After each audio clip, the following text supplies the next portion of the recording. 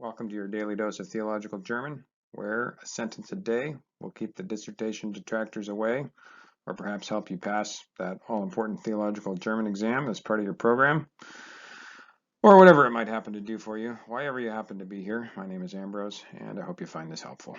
Just a reminder, we are working our way through the following article. Where does God dwell?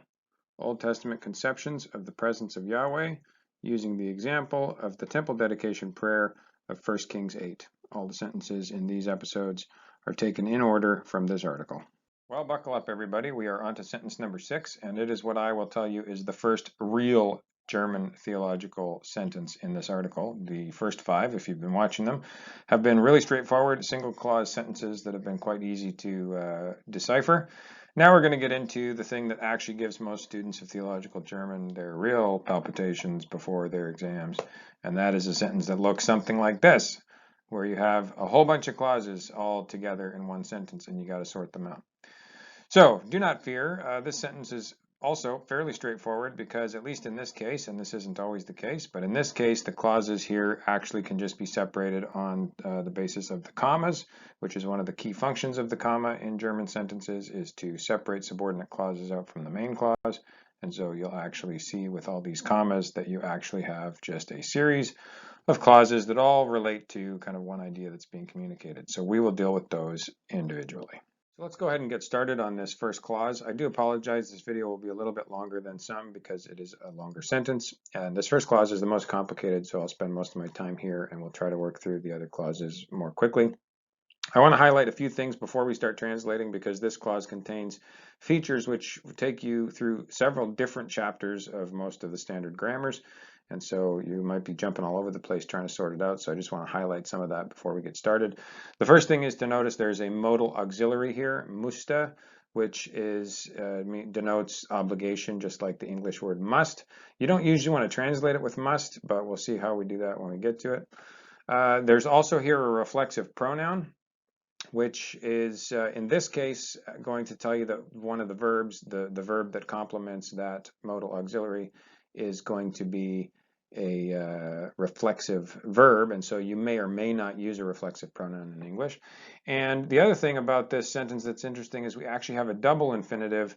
There's 2 infinitives here at the end, and so just as you're trying to think about what verb actually complements that modal auxiliary and that reflexive pronoun, it's always going to be this verb that comes at the very end of the clause. And so that's the one that's going to complement those things. And so then you have to figure out what's this other infinitive verb doing here, and we'll take a look at that.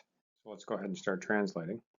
The meaning, or probably better, significance of the temple for the Jahwe-Glauben would be a compound word. You're not going to find it in the dictionary, but of course when you separate it, you see Glauben is faith and Yahweh is the name of the God of the Israelites in the Old Testament. And so in English we just say Yahwism typically for that, and so you'll probably not translate the definite article either because Yahwism is already a definite idea. So the significance of the temple for Yahwism, then we get here to this modal auxiliary, musste, which is in the past tense. You can see the ending on there. And again, that denotes obligation somehow. So we're going to say had to do something. To do what? And here we can see that what it had to do when we pick up this infinitive that complements it at the end, it had to change. This is also where the reflexive pronoun is relevant because that verb can be either reflexive or transitive, and in this case it is reflexive. In English, we use it both reflexively and transitively without using any kind of reflexive pronoun. So you can translate that if you want. You can say had to change itself, or you can just say had to change, which is also a common way of expressing that same kind of semantic idea in English. But then you also have this second infinitive, and this is an important one because this is also going to complement the verb to change there. Einschneiden means typically to cut or to divide or something like that. However, in this case, it is also intransitive, and so as you're looking in the dictionary, you want to make sure you pay attention to the intransitive definition, where it often can have a kind of more abstract conceptual sense of like depart from or make a clean break or something like that. And so as you're trying to sort of parse this out, you're going to say that the significance of the temple for Yahwism had to change to make a clean break. And that itself also sounds kind of strange. And so this is actually a case where when you're translating, you might not want to be too slavish. You may actually want to substitute an adverb for this einschneiden and say, had to change decisively or something like that. Had to change decisively. And so then let's just put in the rest of this prepositional phrase that goes with it. Had to change decisively in the course of the history of Israel. Here you're going to see that you have gibt at the end of this sentence as your verb, and with the pronoun es, it's going to be es gibt, which is very common in German, as we saw previously. Typically just translated as there is or there are, depending if you need a plural in the context. So here we have den, which is a discourse marker. So this clause is going to start introducing an explanation or a reason for what has just been stated before. I'll translate this as for.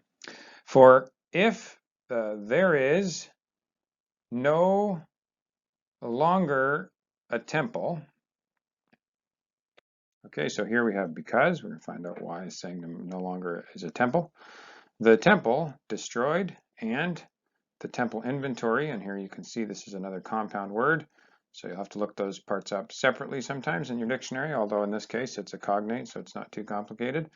Here we have stolen, temple inventory stolen or plundered, you might say, in this context. And this is sounding a bit confusing because you feel like you need a verb, and so thankfully this one comes to the rescue right at this point in the sentence. Worden, which is a participial form of werden. Werden is used here in this case to make a passive construction, and if you use April Wilson's textbook, you can look in chapter 28 to read about that, and what you will find is that to make a passive construction in German, you will often use werden and then a participle of whatever the verb is. And so in this case, we do have a participle here in the form of geraubt.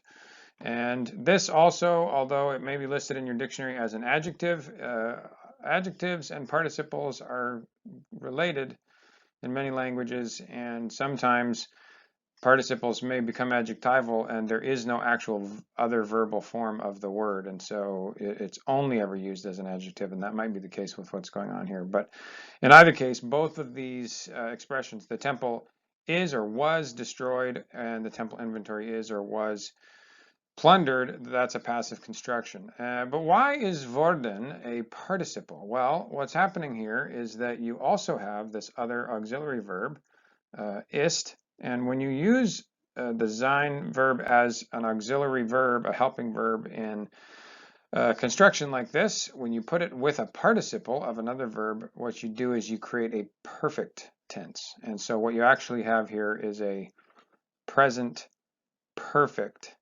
passive. And so it's going to say something like, because the temple has been destroyed.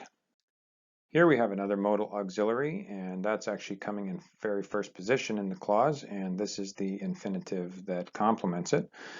And so the subject here is going to be the next phrase. So a community has to or must reimagine or transform its faith in God.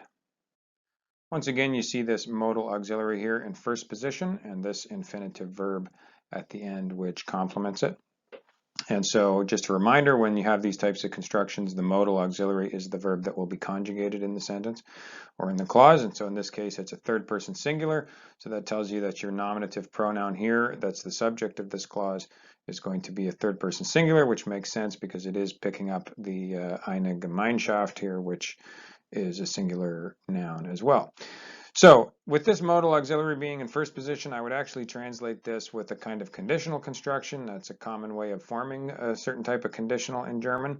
And so I would want to say, if it does not want to abandon it, this it here being faith in God. So if we can just put this all together kind of coherently. The meaning or significance of the temple for Yahwism had to change decisively in the course of the history of Israel. For if there is no temple any longer, because the temple has been destroyed and the temple inventory has been plundered, a community must reimagine its faith in God if it does not want to abandon it.